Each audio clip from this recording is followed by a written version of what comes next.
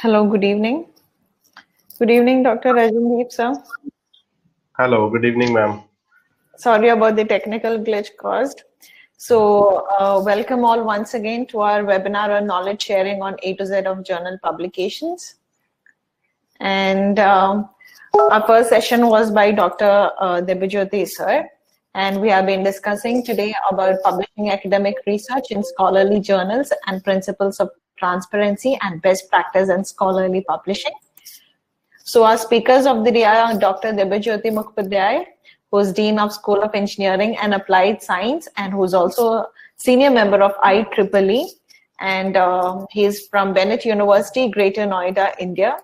And our other eminent speaker is Dr. Simranjit Singh, who is a Raman Fellow received from UGC and senior IIII member. And he's assistant professor at Punjab University, India. And our next speaker is Dr. Rajandeep Singh, who is Assistant Professor at Guru Nanak Dev University, Amritsar from India. So thank you all once again for joining us. So next we'll move on to Mr. Rajandeep Singh sir's presentation. So shall we move on to your presentation? Sure, ma'am. First of all, I want to thank the organizers for organizing this webinar series. And so I will start with my topic, which is publishing academic research in scholarly journals and principles of transparency and best practices in scholarly publishing. So I welcome all attendees who are present in this webinar. A very good afternoon to all of you. So I am Rajandeep Singh from Guru Nanak Dev University, Amritsar. So I will begin my presentation.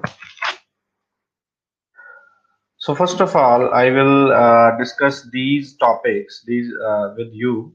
First of all, we will discuss a little bit about meaning of scholarly journal, and then I will discuss the 16 core principles of transparency and best practices in scholarly publishing that the journal should follow for the proper compliance. Then I have two kind of case studies with which we will see uh, what level of compliance of these principles of transparency and best practices by scholarly journals is there presently. So for that, I will discuss the case of updation in the UGC approved journal list which was happened in 2018. And also I have another case study in which the science citation index journals were checked for compliance of principle of transparency and best practices in scholarly publishing. So first of all, what is the meaning of a scholarly journal? Right? So any journal is kind of a publishing entity that publishes articles, right? And scholarly journals are the journals those publish the research results of any field. So those journals are called scholarly journals. The content of these journals is written by the subject expert, which can be the scholars or academicians or researchers from any private firm, and these journals are generally very much subject centric. For example, if I am a researcher of optical communication field, so there are many journals those only publishes the content of the content related to only one field, that is optical communication. So generally scholarly journals are subject centric. They are not we can say deal with the broader area of research.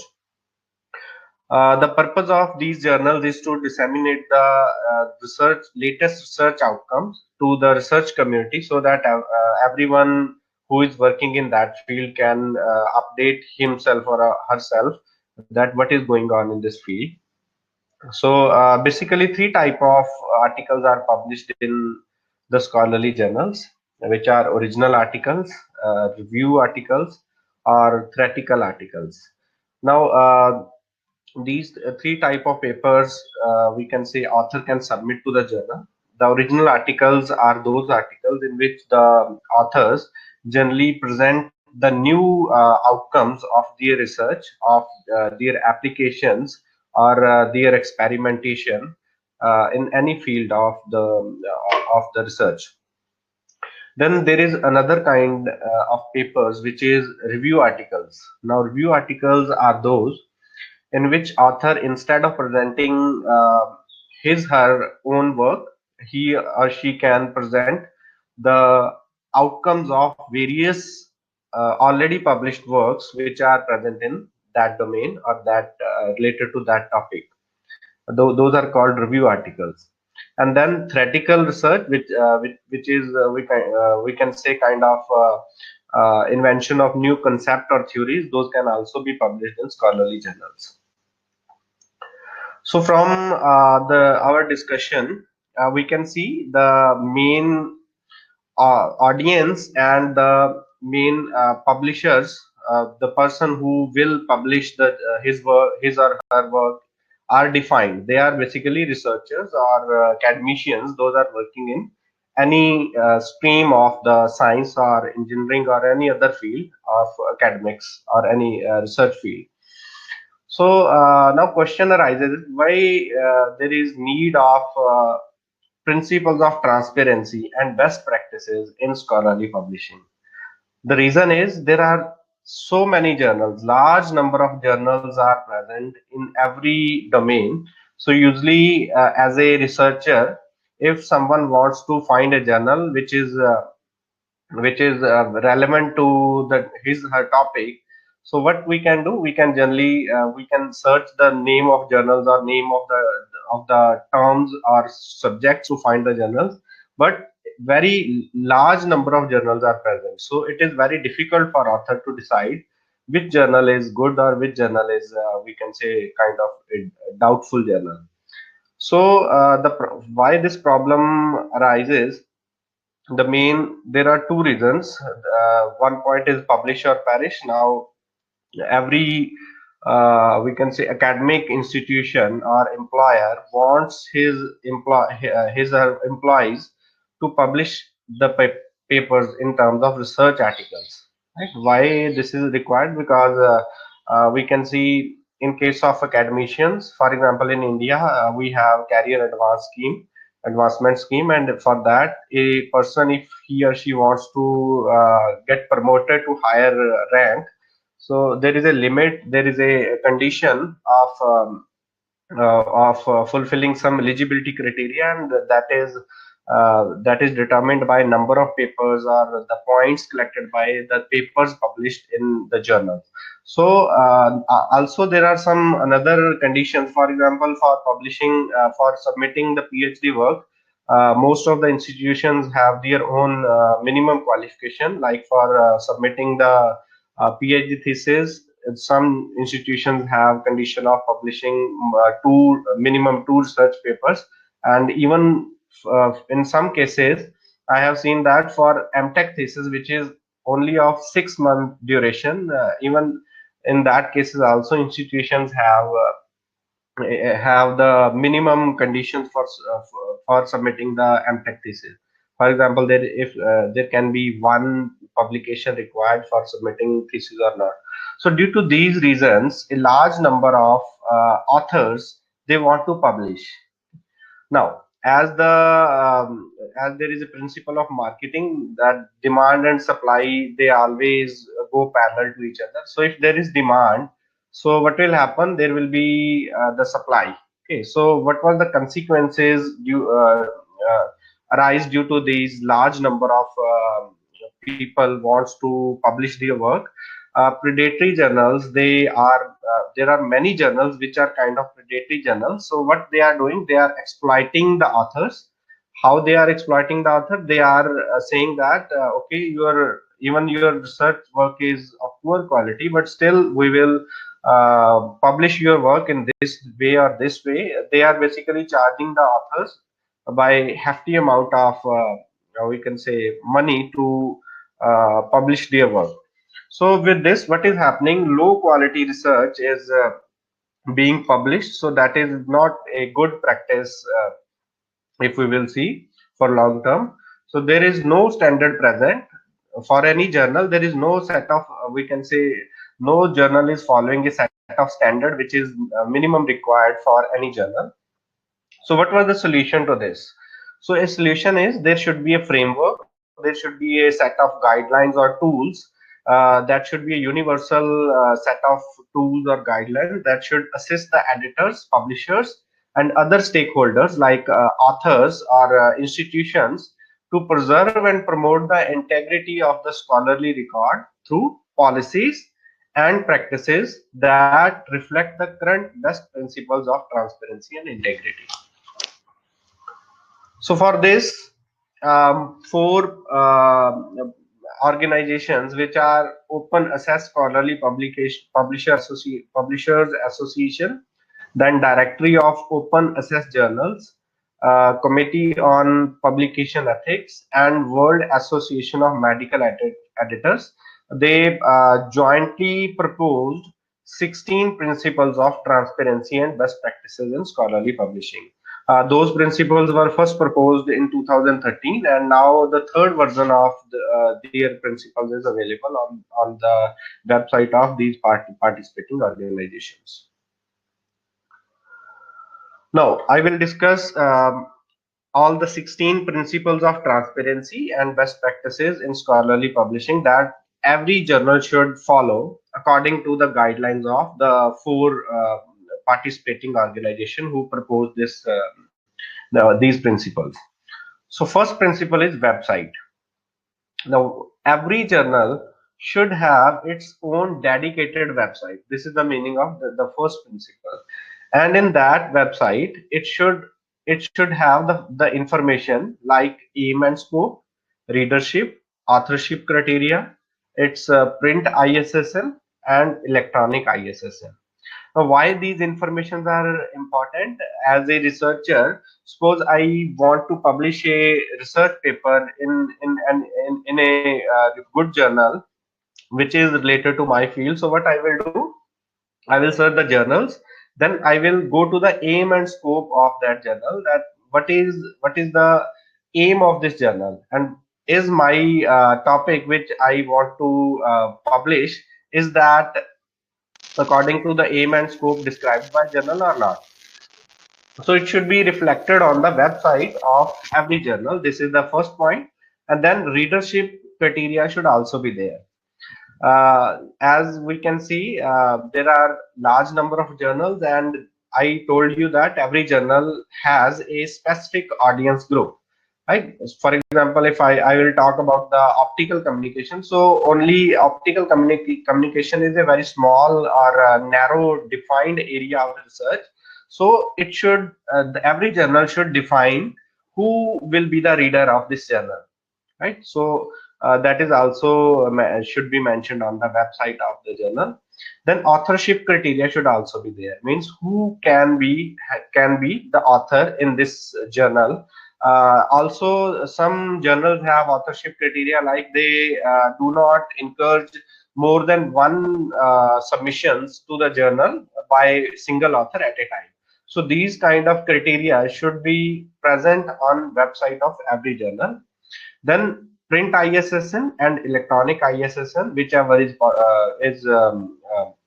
related to that journal, that should be reflected on the website, so that the author or the researcher who wants to publish his article, or the reader who wants to take those articles for the reference for his work, so they can be assured that this journal is legitimate. It has the ISSN number, which can be print ISSN or electronic ISSN.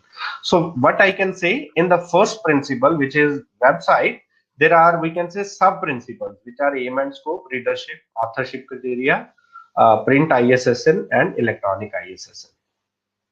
Now, second principle is name of journal. Now, name of journal according to the guidelines should be unique. Now, what is the meaning of this unique? For example, if the journal is related to a specific field of communication, already there can be many journals with the names which the journal wants to take for its journal. So what can happen with that? The readers or the authors, they can get confused with which journal is which, right? So every journal, if it is every institution, if it is trying to establish, or it is kind of launching a new journal. So first of all, they should find a unique name that should reflect the content, aim, and scope of that journal, and that name should also be a unique name, and it should not confuse the authors or readers about the other some other journal. The third point is peer review process. So this process is generally, we can say, encouraged by all the journals. So what is the meaning of this? If some author will submit the article in form of a research article or a review article or any other kind of article. So first of all, the editor of the journal, he or she will identify some experts in that domain, and they will be called to give their opinion about that article. So this process is called peer review process.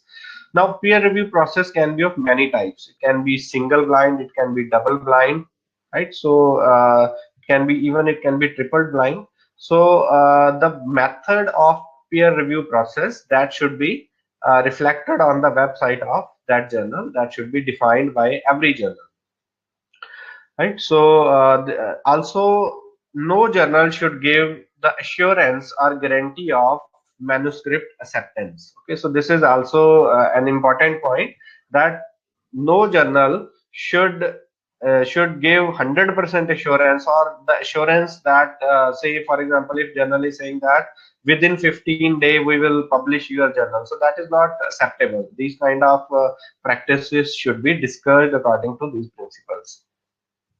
The fourth point is ownership and management. Now, according to this principle, every journal should explain who are the authors of this journal, or who are the owners of this journal, and what is the structure of management which is managing this journal. So fifth point is the journal should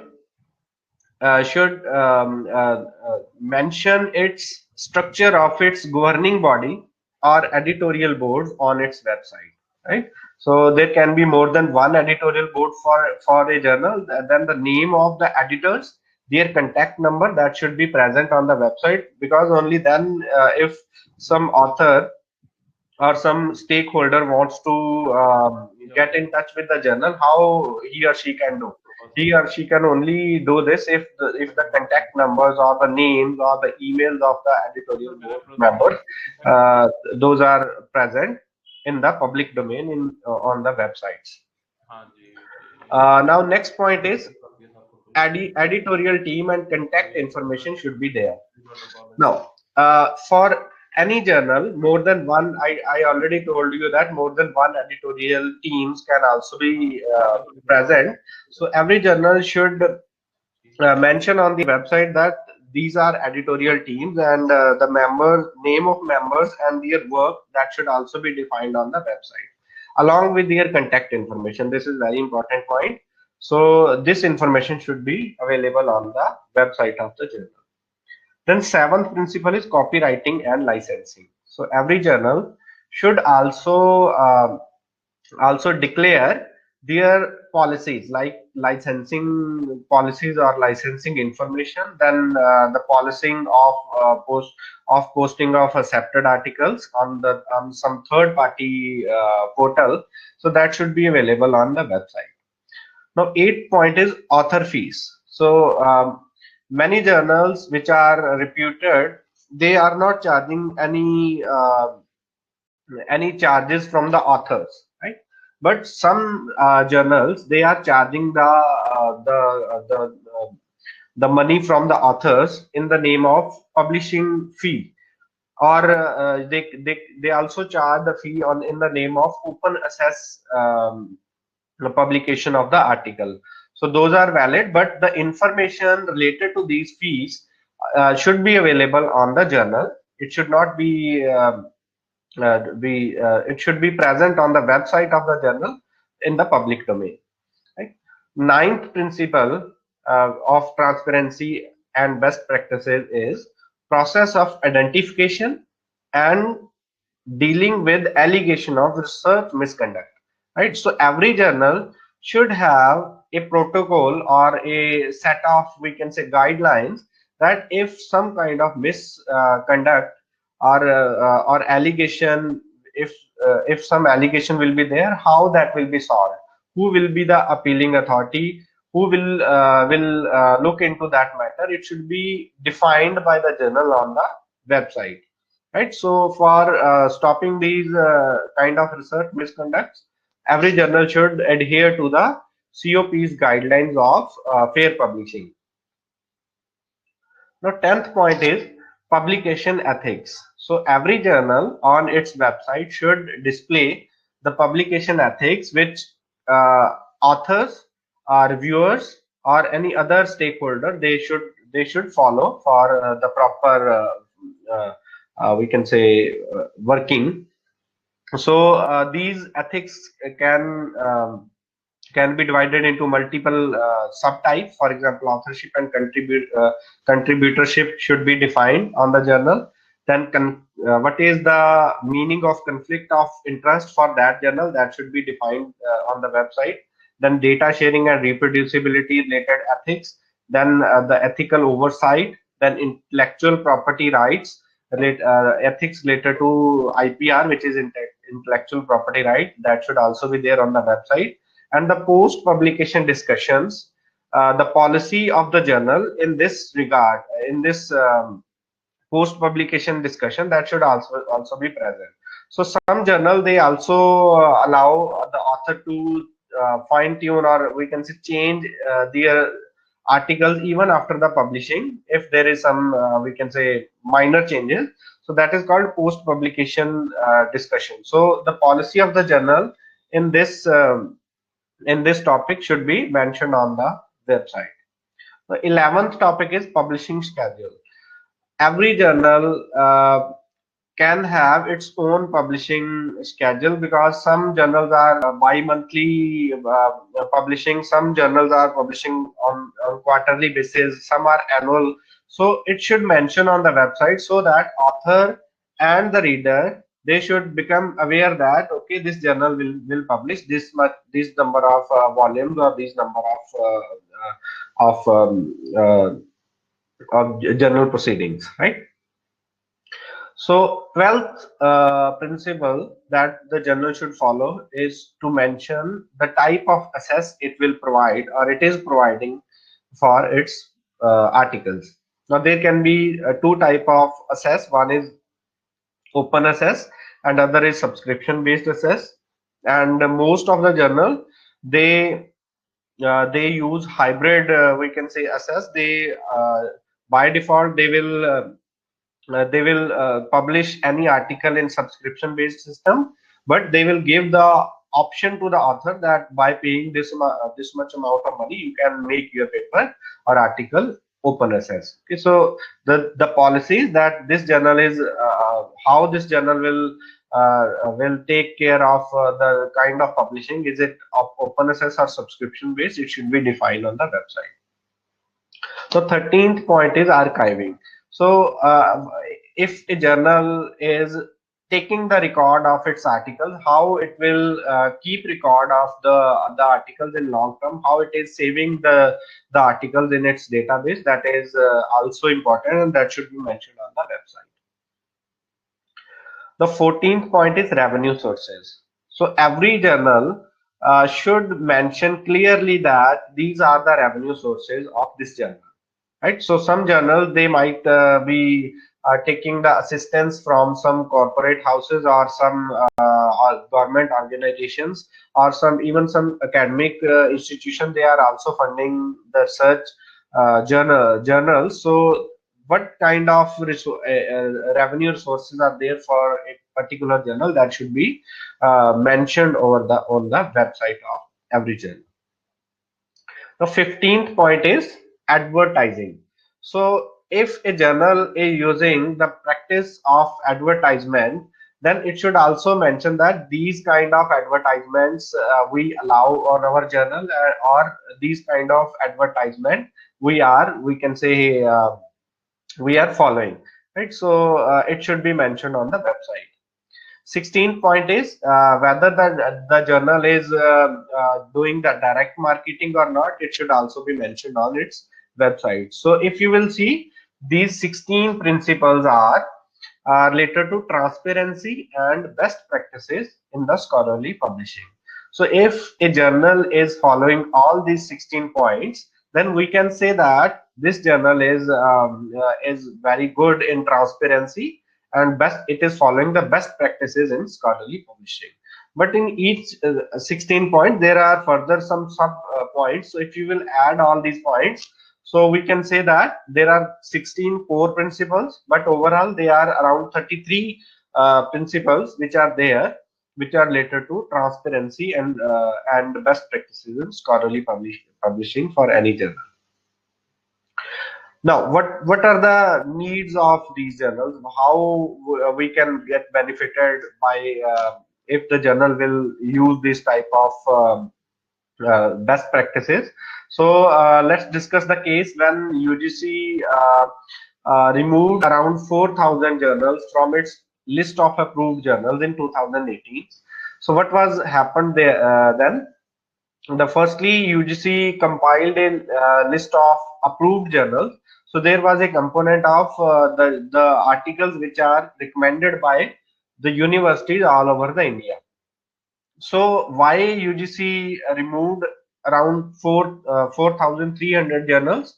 The reason was those journals were recommended by universities, but those were of poor quality, or they have incorrect or insufficient information. Now you can see poor quality is one aspect, but the journals can be removed by a prestigious institution like UGC from its list due to incorrect or insufficient information, right? For example, if journal is not having any website, then that will be a kind of insufficient information. And if journal is claiming a wrong ISSN number, that is kind of a incorrect information or false claim. Or if a journal is saying that my impact factor is 5 or it is 3, so what is the basis of that impact factor? If the journal cannot justify that claim, then it will be considered in a false claim. So this was a news published in ndtv.com website. So source link is also given. So we will discuss about this in detail. Now, according to a study, this was also a news published in ndtv.com, and in that news they explained the outcomes of a study. And according to that study, 88% journals in the UGC approved list, they can be of low quality, right? And they also analyzed that out of 4,300, around 4,300 journals which were removed by UGC in 2018 from its list of approved journals, some journals were very, we can say, related to very reputed institutions. For example, the Delhi University Journal of Creative, then Delhi University Journal of Undergraduate Research and Innovation, they were also removed from the list. Then Journal of the School of Language, Literature and Cultural Studies from JNU was also removed. Then more than 10 journals from Aligarh Muslim University were removed, and similarly journals from BHU, then journals from Mumbai University. So many journals which were affiliated or linked to very reputed institutions, they were also removed from the list of approved journals. Now we cannot say all these journals were of low quality, but problem is maybe the journals are of good quality, but they are not they do not have a dedicated website, or they do not have a defined editorial structure, or they do not have a proper ISBN or ISSN number. So these kind of points can we can say harm the quality of the journal, the perception of the quality of any journal. Okay. So I will discuss a research paper which was later to this updation in the UGC approved list of journals. So this paper was published in the Current Science Journal, In this journal, in this paper, what they did is there were 5,699 journals which were present in the university source component of the UGC approved list. So out of these 5,699 journals, they randomly selected 1,336 journals for analysis. Out of these journals, 327 journals were indexed in Scopus or Web of Science. So they assumed that these journals are good. So we do not need to analyze these. So they only analyzed 1,009 journals for checking their credibility or their the quality on the basis of some parameters. So what were the outcomes of this study? So this slide shows the outcomes which were proposed, which were presented by the authors of this publication. So you can see around 34.5% of the journals which were under investigation, which were 1,009 journals, were disqualified under the basic criteria. Now, what was basic criteria? Basic criteria is like incorrect or non-availability of essential information, such as address, website details, and name of editors. So you can see 34% journals which they analyzed were not having the information which is, we can say, very easy to provide information, like what is the address of this journal, what is the website of this journal, what are the names of the editors, and what are the qualifications of the editors, right? No, 52.3% journals were disqualified according to the criteria of the authors which they used due to false information. Now, means 52.3% journals were presenting some false information, like incorrect ISSN number or false claim about the impact factor, or the claiming of indexing in some databases, or the poor credential of editors, right?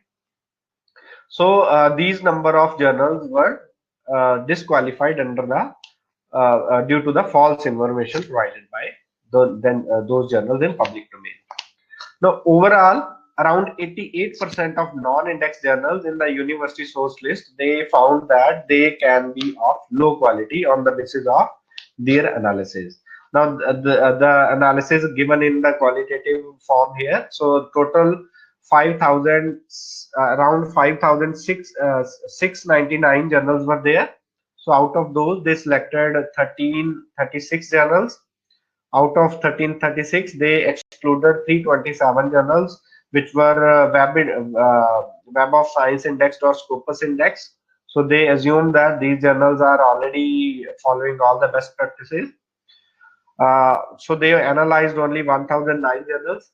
Out of 1,009 journals, 349 journals had inadequate editor details, or the basic information criteria was not fulfilled by these number of journals. Now, 528 journals were disqualified on the basis of primary criteria laid by these authors. So 20 journals were disqualified on the basis of secondary criteria, right? So they defined a criteria of giving the marks to the journals, and if a journal could not score a score of more than 6 out of a scale of 10, then they said that this journal is disqualified on the basis of secondary criteria. So according to the protocol, 112 journals were disqualified. 112 journals were qualified. Sorry, I will correct myself. There were 112 journals; those were qualified according to the criteria. So if we will add qualified journals as well as the 327 journals which are indexed in Web of Science or Scopus, which are not analyzed by the authors of this paper, the total journals are 439. So only 439 journals were, we can say, were valid or have good, were practicing good publishing and practices and transparency out of 1336 journals. So it is around 32.8%.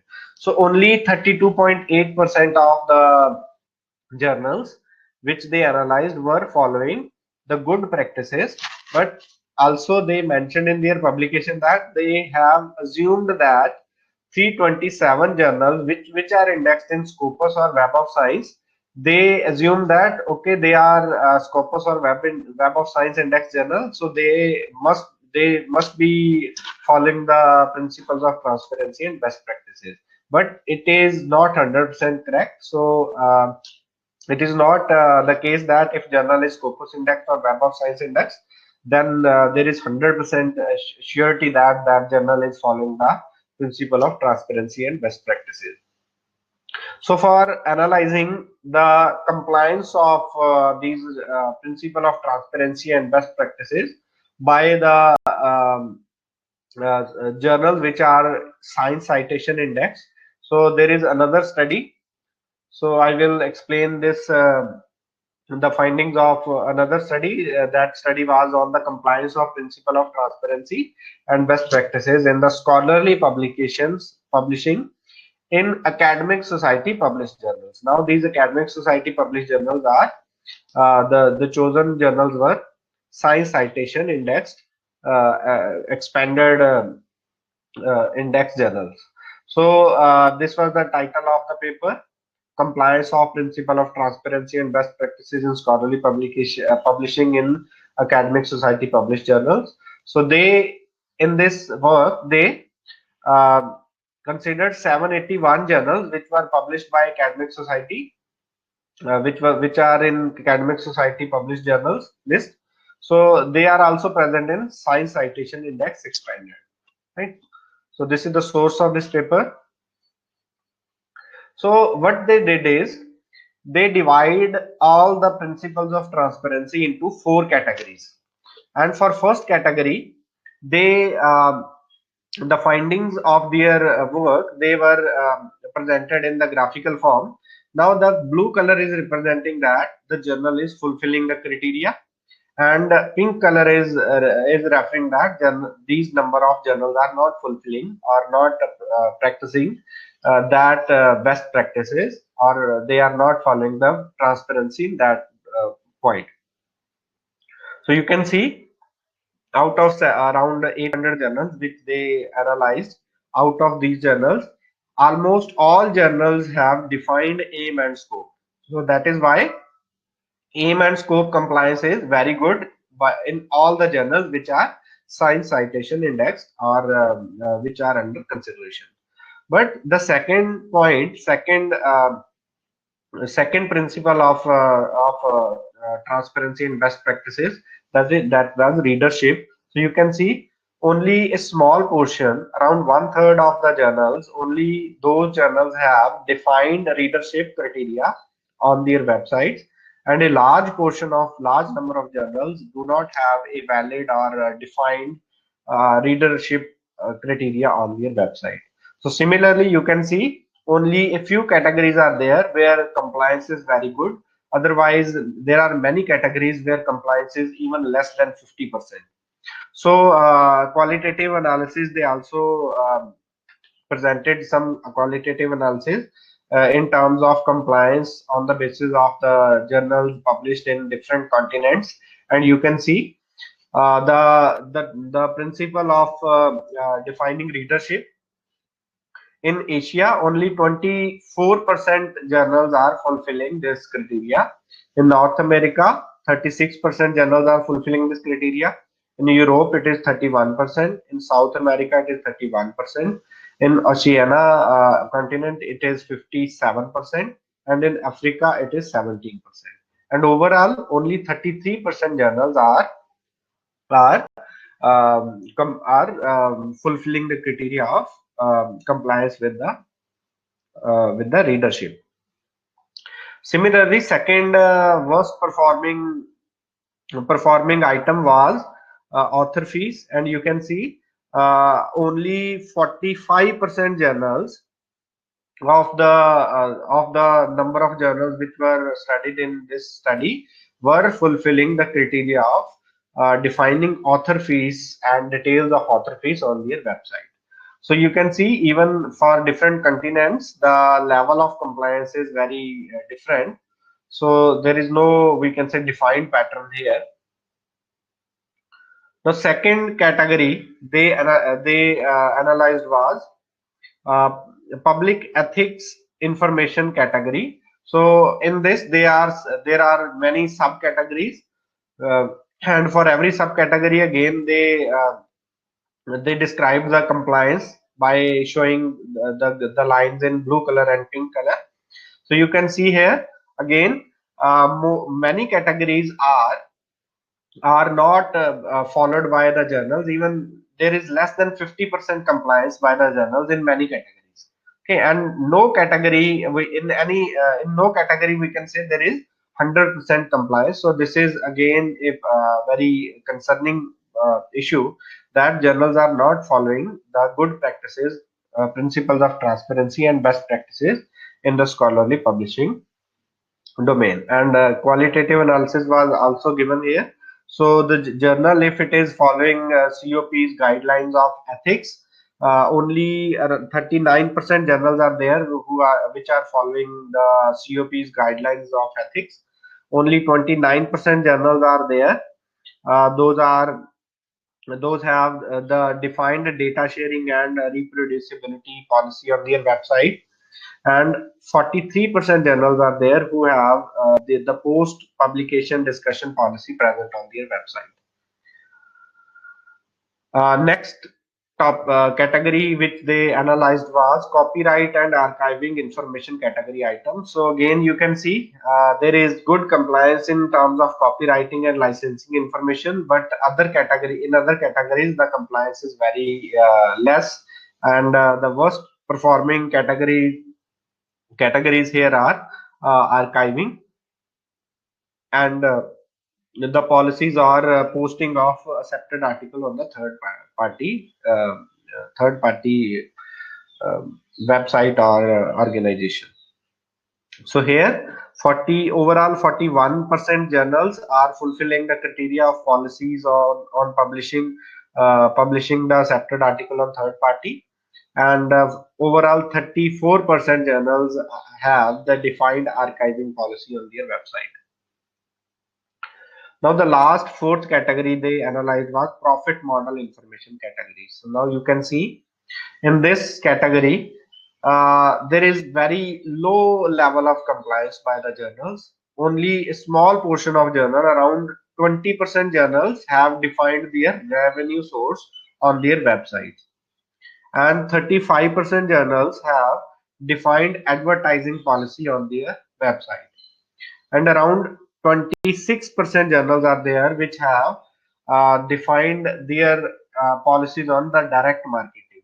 So you can see even the journals which are science citation indexed, or they are reputed journals, but still they are not following these best practices or principles of transparency in many domains.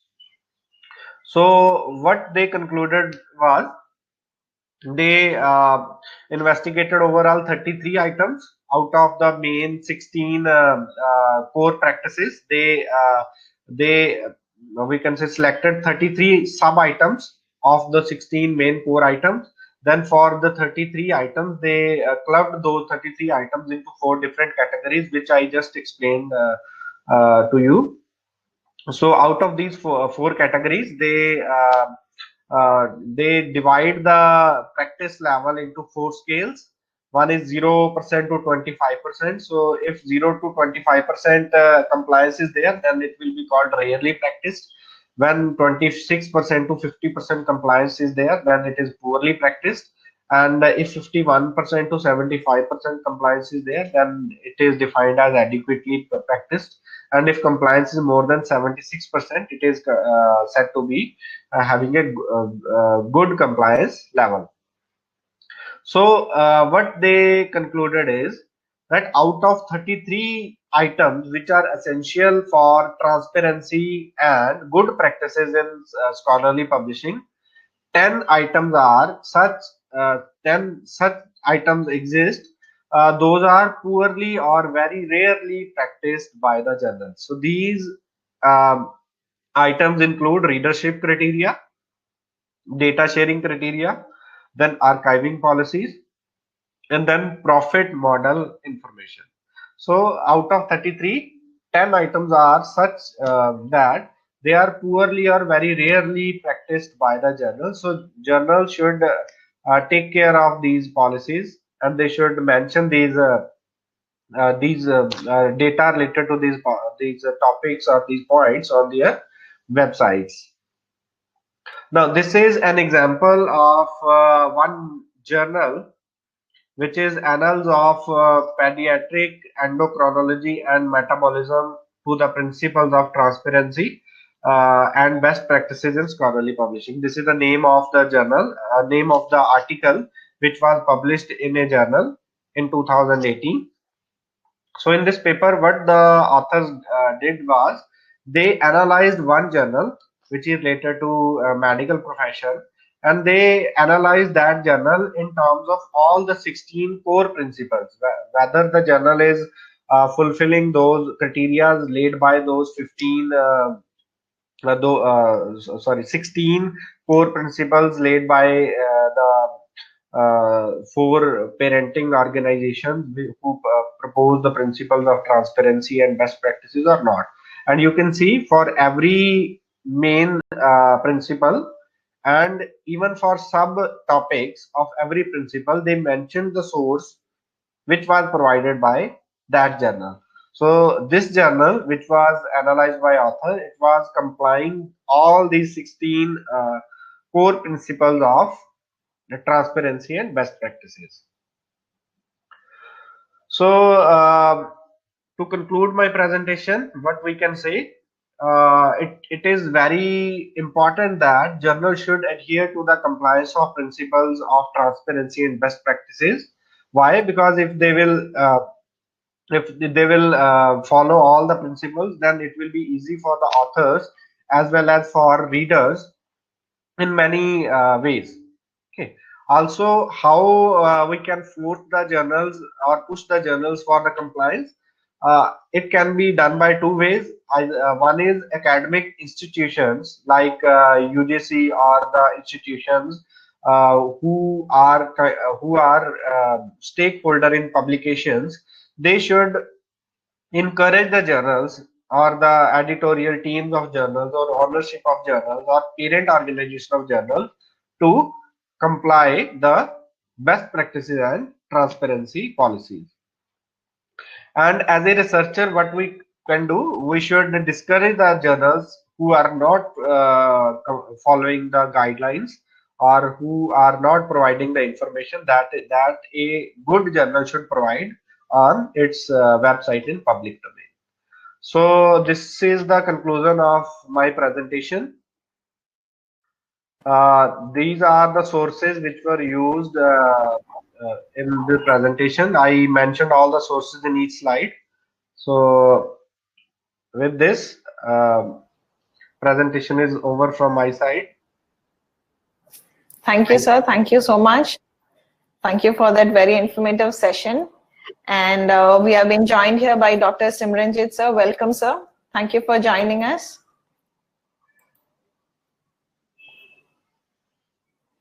So without any delay, shall we move on to Dr. Simranjit, sir? Sure. So before we begin, I would like to reintroduce, sir. It's fine. We can start with the presentation. Okay, sure.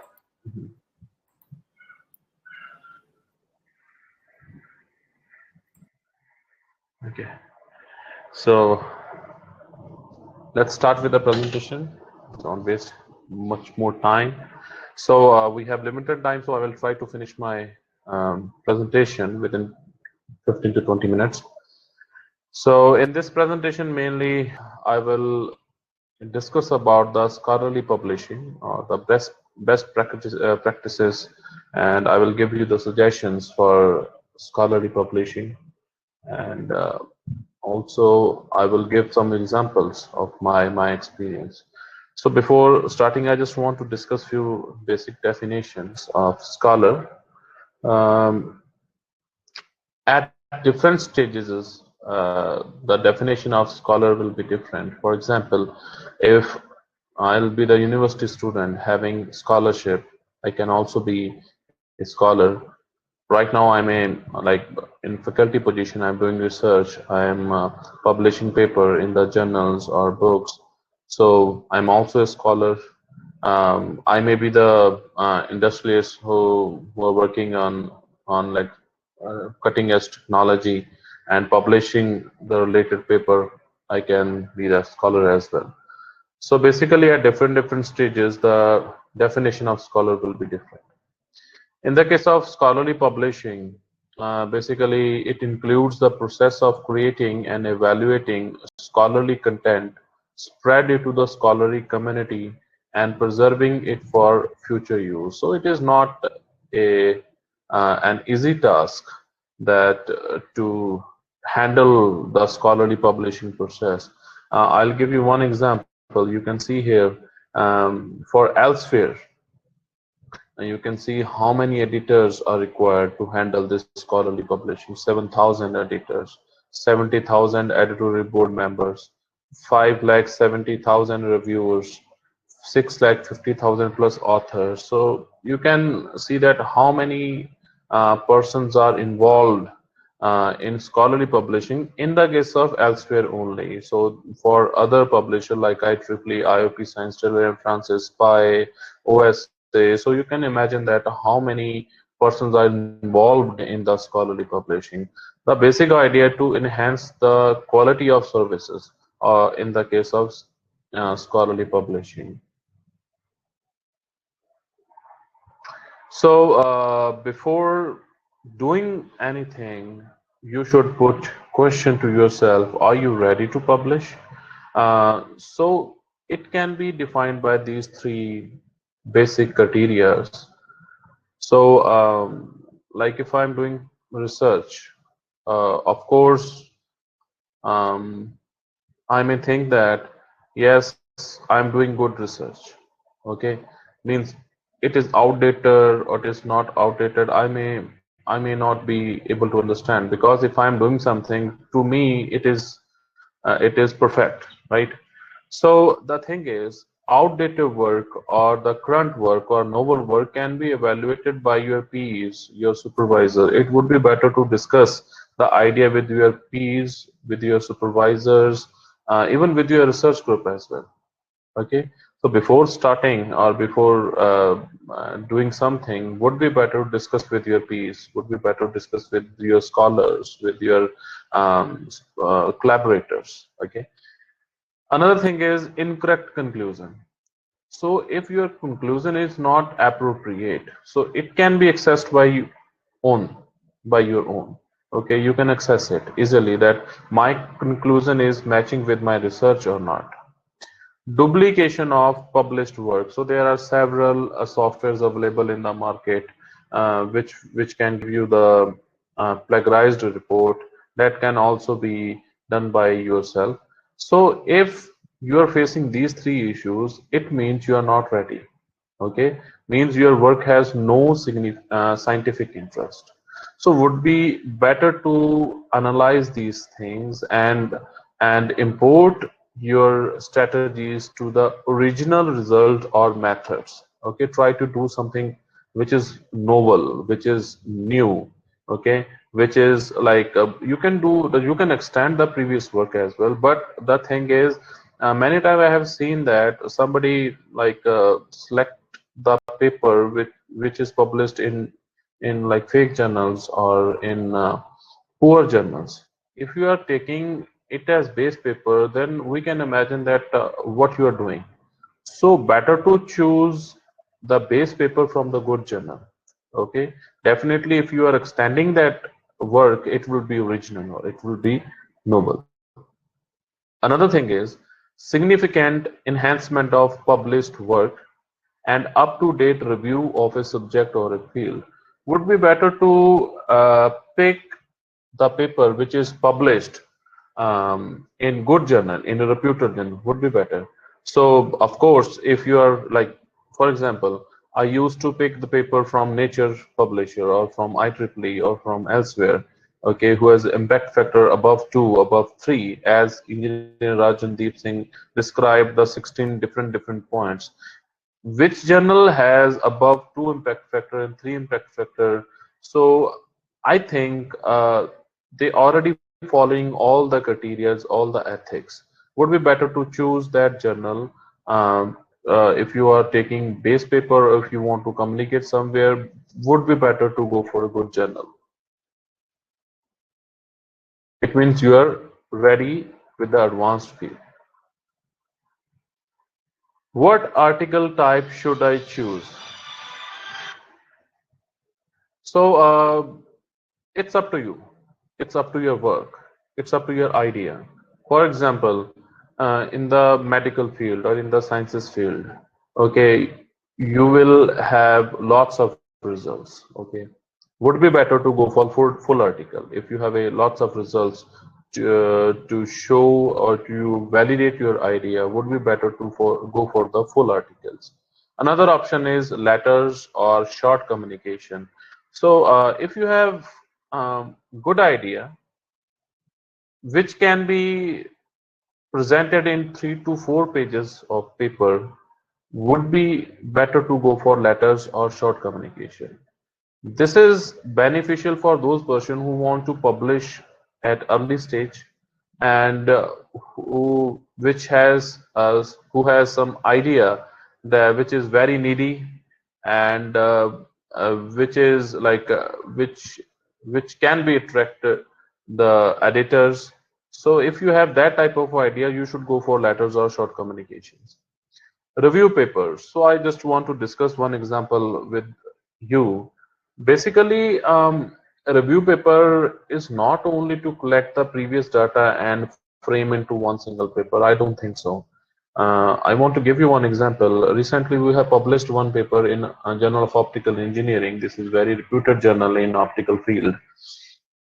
They have sent me a comment, even from review and from the editor as well, that many paper has been published in this topic. The topic was optical code division multiple access techniques. So basically, we want to compare the different coding schemes. Why we accept your paper? Already published in like many journals, the same topic. So why we select your paper? The unique idea was that we have implemented all the coding schemes at same platform, means the input parameters are same, all the parameters are same. We just take the different techniques and implemented with respect to the same parameter, and we have compared it, and we have mentioned that it is not been done in the literature. So directly our paper was accepted.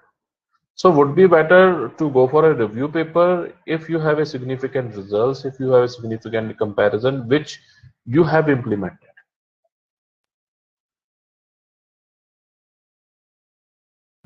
So for scholars, there are basic attributes before publication and after publication. Before publication, you have to generate idea, it is obvious, and you have to implement that idea.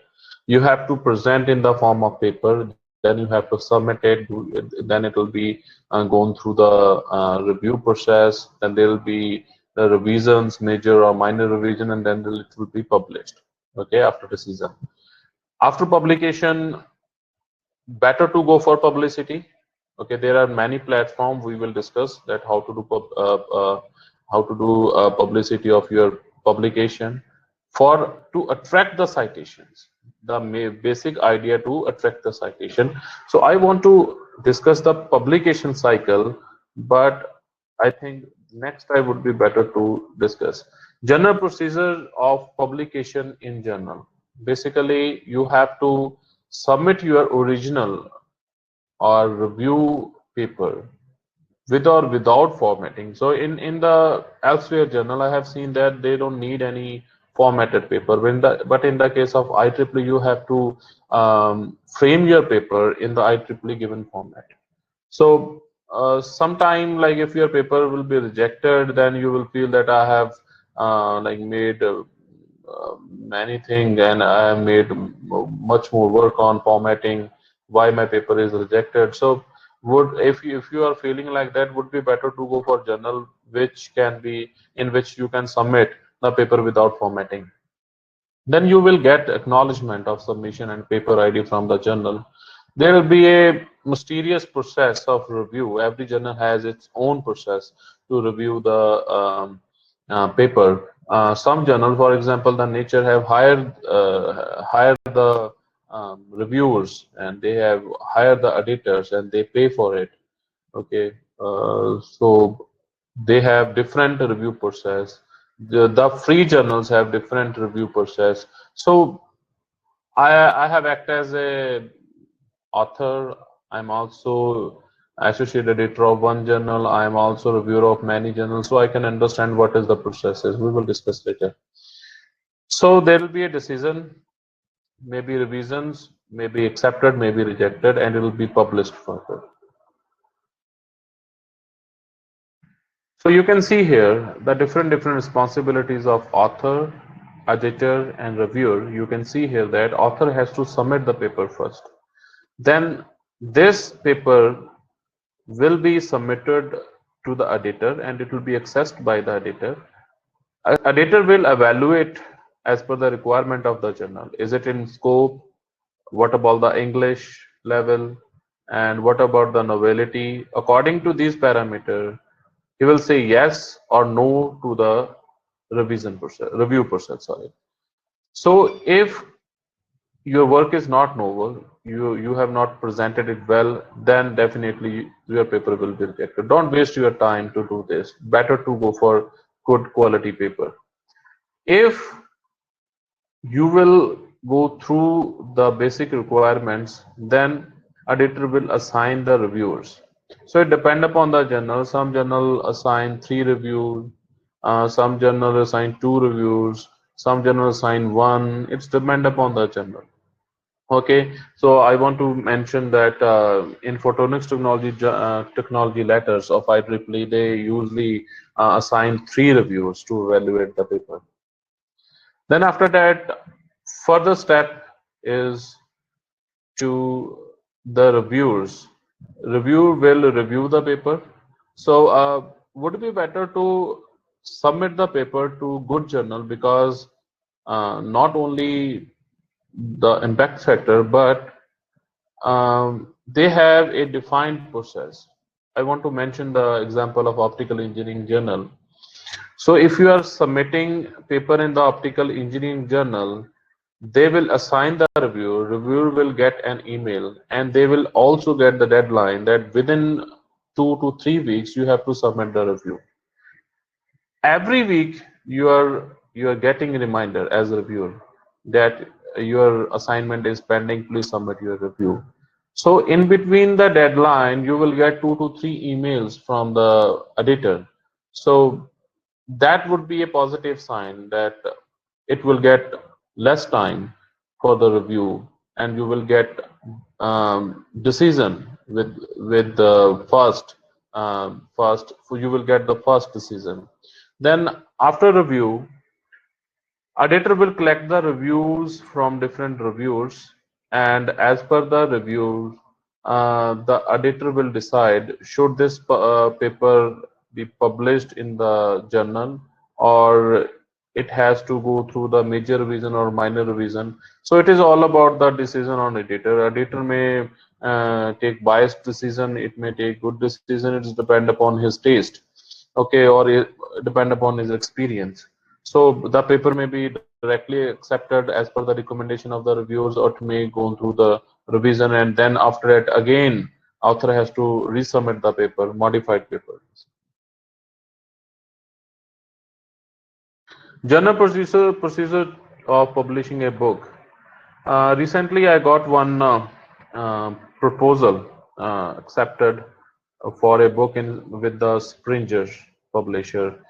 So I just want to mention here that nowadays Springer is not providing the service for the call for the chapters. Okay, if you have a contributors, if you have a table of content, if you have a contributor who can contribute the chapters, who can provide the abstract at the very initial stage, then you can submit the proposal, and that book proposal will be evaluated by the experts. Then you will get the decision that your book will be your book proposal will be accepted or not. Then after that, you have to go through the agreement. Then you have to collect all the chapters and you have to make one single book. Then it will be reviewed, and then after that you have to go for proofreading and the publication. So as I told you earlier, there are many platforms available in the market in which you can chat with other researchers and you can publicize your publications. So there are many accounts, research accounts basically. First one is Google Scholar, another one is Scopus, ResearchGate, ORCID, Mendeley, LinkedIn, Publon. So there are several benefits of these accounts. So I think you should go for it, because if you are a true researcher, you have to have an account in these research accounts. Next one is suggestions for scholarly publishing. I would suggest you should go for novel work and quality work. It will save time as well, and the chances of acceptance will be high. Write manuscript in your own wording. Don't copy. Don't copy the idea, don't copy the style. Write your manuscript in your own wording, because you have generated the idea and you have implemented the idea. You can better explain it. So if you are poor in English, there are several professional English proofreading agencies available in the market. You can go for it. Try to explain the things with the help of block diagrams, flow diagram, and graphs. As a reviewer, I used to see the abstract first. Then after that, I used to see the tables and flow diagrams and graphs. And according to that, I will prepare my mind. Should I review this paper? And I will define the intentions. Means at very first sight, I will decide. I have decided that I should accept this paper or reject this paper. So better to go for a clear explanation in terms of block diagram, flow diagrams, and graphs. Send the draft of manuscript to your collaborator, peers, who can evaluate before submission. So every researcher has its own circle on which you can trust. You should send the draft of manuscript to your collaborator and peers, and you have to evaluate, and you have to take comments from the peers or collaborator, and you have to address them properly. Another one is choose appropriate journal. Better to communicate the manuscript, the journal cited in the base paper you choose. So definitely before generating your idea, you have to go through the literature, and you have selected 3 to 4 papers called base papers, and better to communicate your paper to the journal in which your base paper has published. Thank you so much. Any questions, please? Thank you, sir. And attendees, if you have any questions, do write to us in the chat box, or if you are a person watching from YouTube, do write to us in the comment box. We'll make sure that we answer to your queries. This is my email ID. If somebody have a question, you can also email me. Yeah, sure, sir.